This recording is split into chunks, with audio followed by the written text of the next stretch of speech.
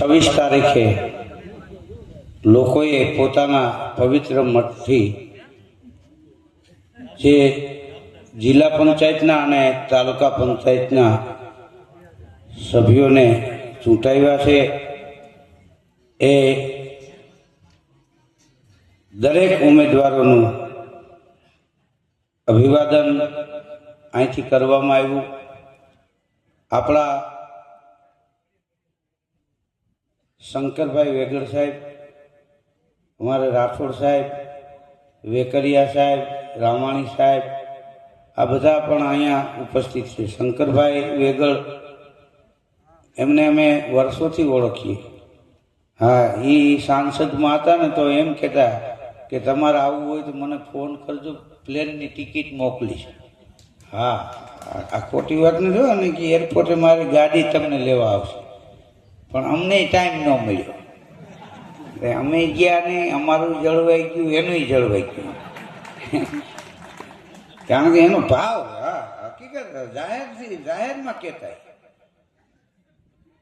હા, પણ આવકારો જેનો ઉજળો મધથી મીઠા મન, એ નર હોય નિર્ધન તોય વડો કુબેરથી વિઠલા. હા, ધન વડેરા ધનપતિ, વિદ્યા વડેરા વિદ્વાન, પણ જગમાં મોટા જાણવા જેના દિલ વડેરા દાદવા.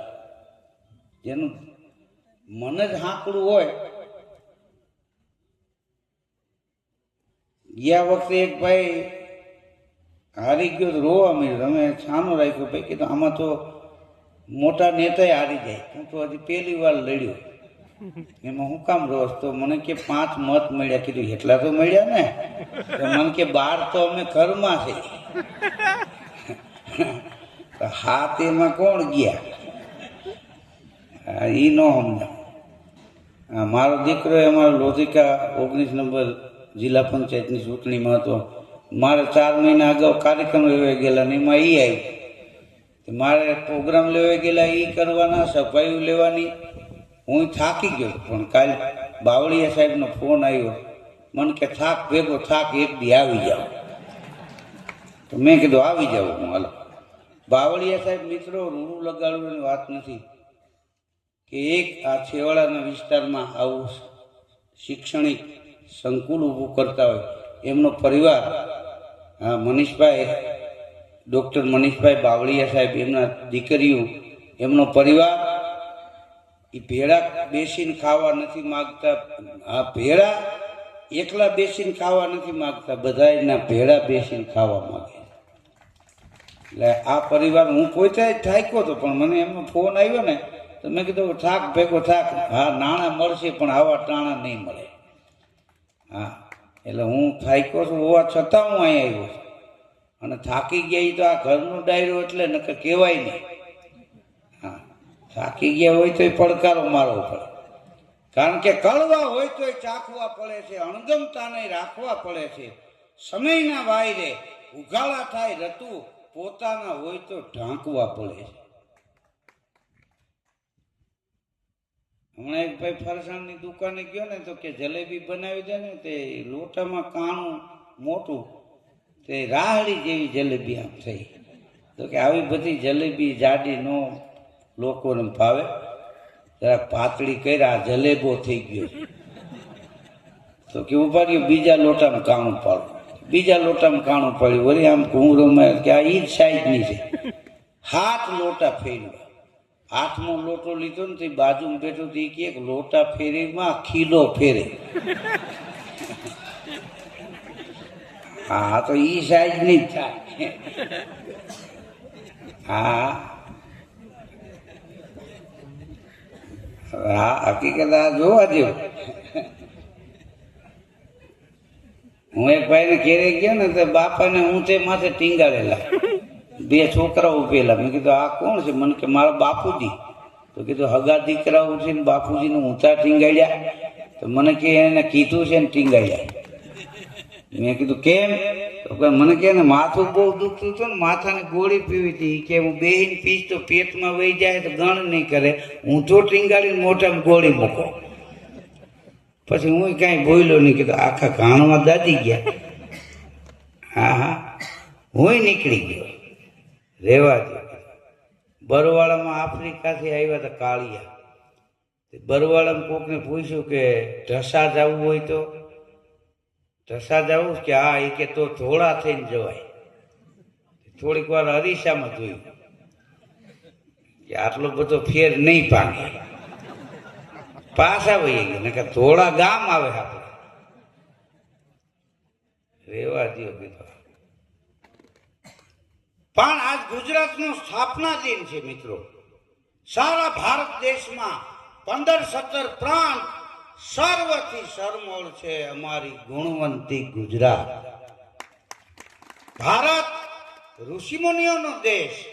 આપણે ઈ દેશમાં રહીએ છીએ जिस देश में गंगा बहती है, चंदन है इस देश की मिट्टी, तपोभूमि हर गांव है, हर बाला देवी की प्रतिमा, અહીં બચ્ચા બચ્ચા રામ હે.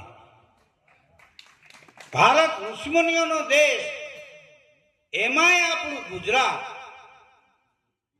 અને એમાંય આપણું સૌરાષ્ટ્ર. હાલો જાય સૌરાષ્ટ્રમાં, સુખિયા થાય શરીર, ડુંગરે ડુંગરે દેવતા અને પાણે પાણે પીર. દેવી દેવતાઓને અવતાર લઈને આવવાનું મન થાય એવી આપણી આ પાવન ભૂમિ. આપણી ધરતીનું કોઈ ગામ એવું ન હોય કે જ્યાં સંતની સમાધિ ન પૂજાતી હોય. માયા અને મમતા તણા, જેને હૃદય ન લાગ્યા રોગ, એવા સંત સમરવા જોગ. દિવસ ઉગતા દાદપા, જગ ઉછળકી જાય પણ જેના ઠરેલ મન થળકે નહીં, એવા હણદગ અવની માય, અમે દીઠા થોડા દાદપા. આપણી ધરતીનું એકેય ગામ એવું ન હોય કે જ્યાં મરદનો પાળીઓ ન પૂજાતો હોય. પૂરિયા આવેલા ને અહીંયા આપણા સૌરાષ્ટ્રમાં, ગામના પાદરમાં પાળિયા જોયા. એક ભાઈ હતું, એને કે ઓટીસથી જ, એટલે આંગળી ચીંતી એટલે સમજી ગયો, સમજો નહોતો પણ આંગળી ચીંતી એટલે કીધું પાળિયા. તો ઓટીસથી જ પાળિયા કે હા, લખ્યું પાળિયા. પછી ગામના સીમાડે ગયા તો આપણા ખેતરના 2 શેઠા ભેગા થાય ને દળી હોય, જગા હતા, બળદ ચારતા હતા. ભૂરીઓ કે ઓટીસથી જ પાળિયો, તો જગા હતા કે પાળિયો નથી પણ એને ખેહેવ તો થાય.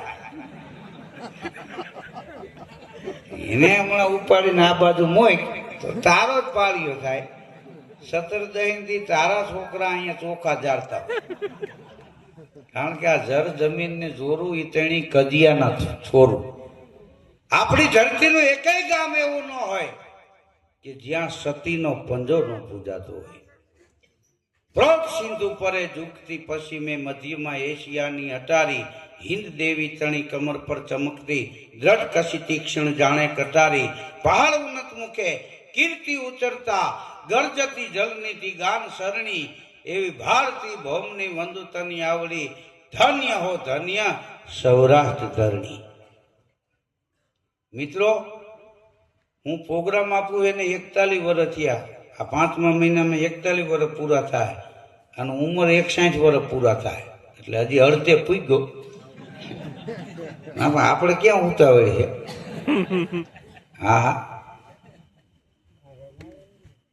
પણ વિદેશ અમેરિકામાં 94 સાલમાં મેં પહેલી સફર કરેલી. બોલ, પછી બીજી વાર ગયો. મોદી સાહેબને વિઝા નહોતા આપતા તેથી હું 2 વાર ગયો અમેરિકા. હવે સાહેબ જાય છે મેં બંધ કર્યું, કીધું બધાને હું આટા મારવા. સાહેબ જાય તો વિકાસ થાય, આપણે જાવ તો વી નીકળી જાય, નકરી કાશ થાય. પણ વિદેશ અમે જાતા, ભારતનું નામ પડે, વિદેશ વાળા ભિખારી દ્રષ્ટિથી આપણા દેશને જોતા હતા. આ વાંચેલી વાત નથી, સાંભળેલી વાત નથી, મારી આંખે દેખો અહેવાલ તમને કહું છું. પણ ગુજરાતના પનોતા પુત્ર આપણા મોદી સાહેબ વડાપ્રધાન બન્યાને આજ વિશ્વના દેશો ભારતના વખાણ કરતા થઈ ગયા. કોઈ જેવી તેવી વાત નથી. હા, હમણાં ડોનાલ્ડ ટ્રમ્પે 1.5 કલાક સાહેબ આરે વાત કરી. બોલો, ઘરના વાયરે વાત નથી કરતા. હા હા, હજી 3 વર્ષ આવવા દો. ભારત વિશ્વની મહાસત્તાનો દેશ છે. આપણે વિદેશ નહીં જવું પડે. આ સંકુલમાં ભૂરિયા ભણવા આવશે. હા, અહીંયા ભૂરિયા રિક્ષા લાવતા છે. 5 રૂપીસ અમરાપુર. અને કયો 3 કે ન ન ન હા એક દીકરી નીચું જોઈને ચાલી જતી હતી ને કોઈએ પૂછ્યું બેટા દીકરી કેમ નીચું જોઈને ચાલી જાસ એ દીકરીએ જવાબ આપ્યો કે મારો પરિવાર ઊંચું જોઈને ચાલી શકે ને એટલે હું નીચું જોઈને ચાલી જાઉં છું આ આપણી સૌરાષ્ટ્ર